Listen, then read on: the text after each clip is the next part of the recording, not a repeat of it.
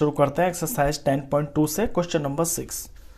The length of a tangent from a point A at distance 5 centimetre from the centre of the circle is 4 centimetre. ये centre है circle का। इससे किसी tangent की लंबाई, कोई ए पॉइंट है, यहां पे मान लीजिए कोई ए पॉइंट है, और ये जो ए पॉइंट है ना, ये सेंटर से 5 सेंटीमीटर डिस्टेंस पे है, और इस ए पॉइंट से इस सर्कल के ऊपर एक टेंजेंट बन रही है जिसकी लेंथ 4 सेंटीमीटर है। ये क्वेश्चन की लैंग्वेज का मतलब है। Find the radius of the circle. आपको इस सर्कल का रेडियस निकालना है। तो देखिए, ये तो पॉइंट ऑफ कांटेक्ट हो गया, इसका नाम पी रख लेते हैं, और पॉइंट ऑफ कांटेक्ट को सेंटर से जोड़ेंगे तो ये बन गया रेडियस। तो इस क्वेश्चन के अंदर जो आपका रेडियस है ये है PO, और यही आपको निकालना है। फिगर आपको बिल्कुल साफ साफ दिख रही होगी। ये भी आप जानते हैं कि थ्योरम 10.1 के हिसाब से ये जो टेंजेंट और ये सर्कल जहाँ मिलते हैं ये 90 डिग्री का एंगल होता है, और 90 डिग्री का एंगल जिस ट्राइंगल के अंदर होता है वो आपका राइट ट्राइंगल होता है। और राइट ट्राइंगल के अंदर आप पाइथागोरस थ्योरम लगती है। पाइथागोरस थ्योरम से आप कोई भी अननोन साइड निकाल सकते हैं। तो चलिए शुरू करते हैं इसको, क्वेश्चन को। पहले आप ये ज़रूर लिखेंगे यहाँ पे इन फिगर के अंदर angle P is equal to 90 degree, ये 90 डिग्री लिखेंगे, और यहाँ पे लिखनी है आपको पूरी थ्योरम 10.1। मैंने सिर्फ नाम लिखा है, आपको पूरी लिखनी है। अगर पूरे एग्जाम नंबर आपको पूरे चाहिए एग्जाम में तो सिर्फ यही मत लिख देना। अब ये आपका राइट ट्रायंगल बन गया। अब लिखेंगे इन राइट ट्रायंगल APO। APO के अंदर 90 के सामने जो होता है वो हाइपोटेन्यूज होता है, और पाइथागोरस थ्योरम में हाइपोटेन्यूज का स्क्वायर बाकी की दो साइड के स्क्वायर के सम होता है। तो in right triangle APO bye Pythagoras theorem, Pythagoras theorem के हिसाब से AO का स्क्वायर बराबर होगा AP के स्क्वायर प्लस PO के स्क्वायर के बराबर, इन दो साइडों के स्क्वायर के बराबर। वैल्यू पुट करते हैं। AO है 5 तो 5 का स्क्वायर, AP है 4 का स्क्वायर, PO आपको अननोन है तो PO एज इट इज़ लिखेंगे। अब मुझे PO चाहिए, ये मेरा राइट साइड में है तो इसे मैं यहीं छोड़ दूंगा और नंबर्स को इधर ले जाऊंगा। तो लेफ्ट साइड में 5 का स्क्वायर है माइनस ये 4 का स्क्वायर इधर आ गया, इज इक्वल टू यहाँ पे PO का स्क्वायर बच गया अकेला। अब सॉल्व करते हैं। देखिए 5 का स्क्वायर हो गया 25 माइनस 4 का स्क्वायर हो गया 16 इज इक्वल टू PO का स्क्वायर। 25 में से 16 माइनस किया तो 9 आ गया इज इक्वल टू PO का स्क्वायर। अब वैल्यू तो PO की निकालनी है ना, तो ये स्क्वायर हटाना पड़ेगा। स्क्वायर हटाने से, जब स्क्वायर हटाते हैं तो वो दूसरी तरफ चला जाता है और जाके वहाँ अंडर रूट बन जाता है। तो ये स्क्वायर यहाँ से हट के 9 के ऊपर अंडर रूट हो गया। अब 9 का आपको स्क्वायर रूट निकालना है, वही आपकी PO की वैल्यू होगी।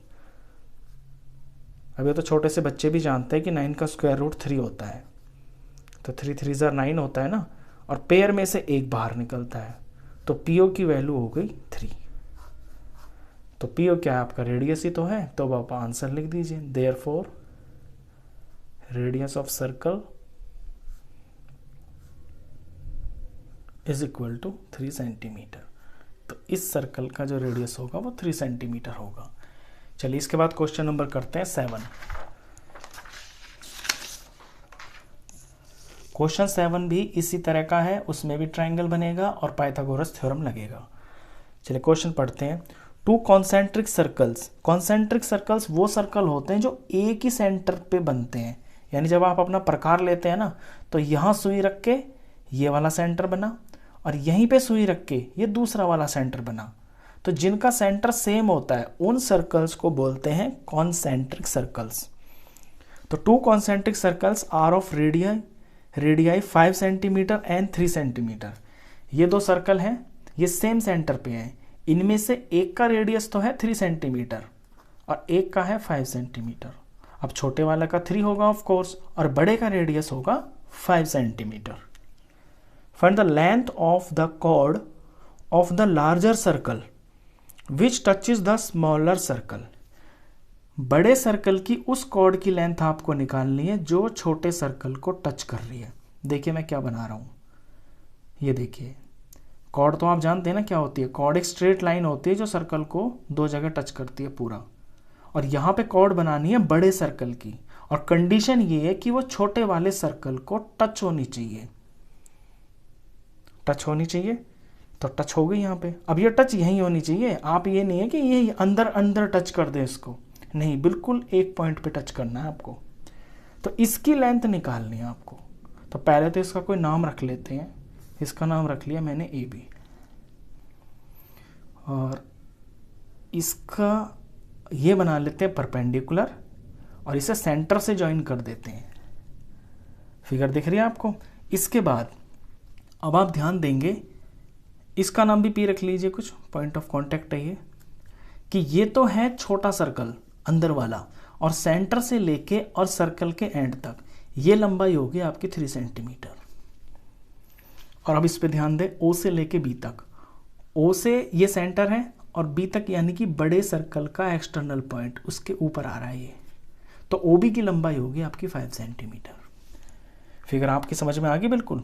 ये 90 डिग्री होता है, ये आपको पता है। क्यों? क्योंकि जो छोटे सर्कल के ऊपर ये लाइन टच हो रही है ना, ए बी, ये ए बी एक टेंजेंट है, और इसके अंदर टेंजेंट वाली प्रॉपर्टी लग जाएगी कि टेंजेंट जहां टच होती है सर्कल को, रेडियस से वो वहां पे परपेंडिकुलर होती है। तो ये 90 डिग्री हो गया। अब सवाल को शुरू करते हैं। अब इस ट्रायंगल को लेकर आपको बीपी की लंबाई पता चल जाएगी, और बीपी की लंबाई जितनी होगी उसका डबल होगा आपका ए बी, और ए बी ही आपकी कॉर्ड है, और इसी की आपको लेंथ निकालनी है। यही आपका आंसर होगा। इससे पहले मैं एक चीज और बता दूं आपको कि ये भी एक प्रॉपर्टी होती है कि सेंटर से किसी कॉर्ड के ऊपर जो परपेंडिकुलर होता है ना, वो उस कॉर्ड को बाइसेक्ट करता है, यानी दो बराबर टुकड़ों में बांटता है। तो हम वैल्यू निकालेंगे बीपी की, और जो बीपी की वैल्यू आएगी वही एपी की बराबर होगी। तो बीपी का डबल कर देंगे, टोटल ए बी आ जाएगा। चलिए अब शुरू करते हैं क्वेश्चन को। फिगर आपको इस तरह बनानी है एग्जाम में, उसके बाद जो चीज लिखनी है उन पे आपको ध्यान देना है। यहां से सॉल्यूशन है, A B is tangent to small circle, to smaller circle. अब अगर ये टेंजेंट है तो P है point of contact, and P is point of contact, therefore angle P is equal to 90 degree. क्यों? क्योंकि यहाँ थ्योरम 10.1 का यूज हो रहा है। आपको पूरी थ्योरम लिखनी है। क्योंकि 90 डिग्री हो गया तो ये राइट ट्रायंगल बन गया। अब राइट ट्रायंगल लिखेंगे अपना, in right triangle O P B by Pythagoras theorem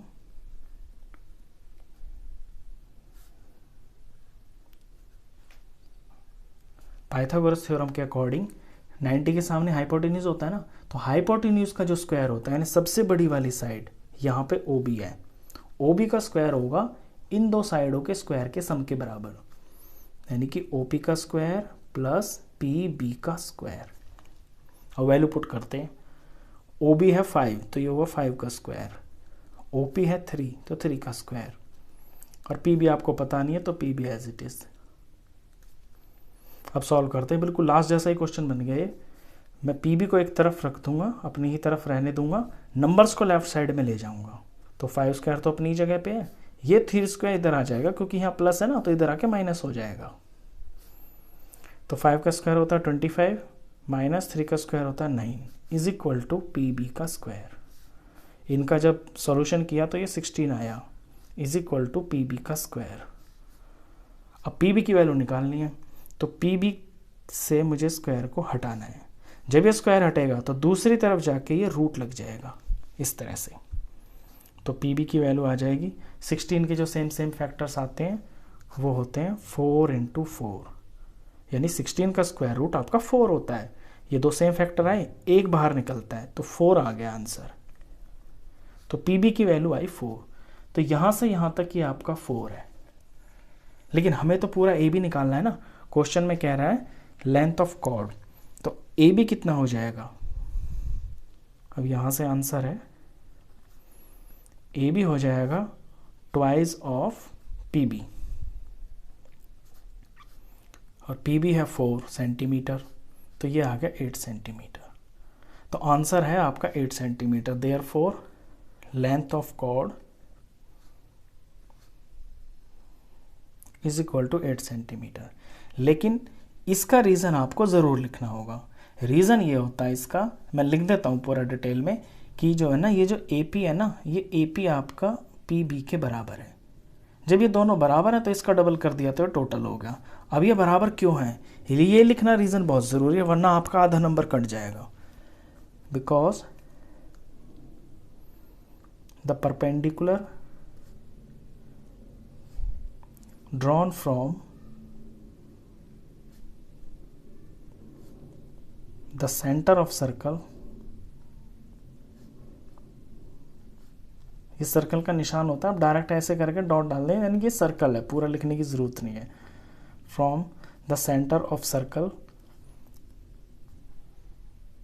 to any chord, किसी भी कॉर्ड के ऊपर, of the circle bisects the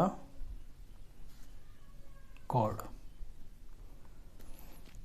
यानी आप कोई भी सर्कल हो आपका, यहाँ पे सेंटर हो और ये कोई भी कॉर्ड हो, यहाँ पे कॉर्ड है, यहाँ पे कॉर्ड है, यहाँ पे कॉर्ड है, यहाँ से अगर आप बिल्कुल 90 डिग्री का एंगल बनाएंगे ना यहाँ के ऊपर, तो ये बराबर हो जाएगी कॉर्ड। यहाँ से अगर इस कॉर्ड को आप 90 डिग्री बनाएंगे, यहाँ परपेंडिकुलर बनाएंगे, तो ये कॉर्ड आपस में 2 टुकड़े बराबर हो जाएंगे। अगर इस कॉर्ड के ऊपर 90 डिग्री बनाएंगे तो ये 2 टुकड़े बराबर हो जाएंगे। ये रीज़न होता है इसका।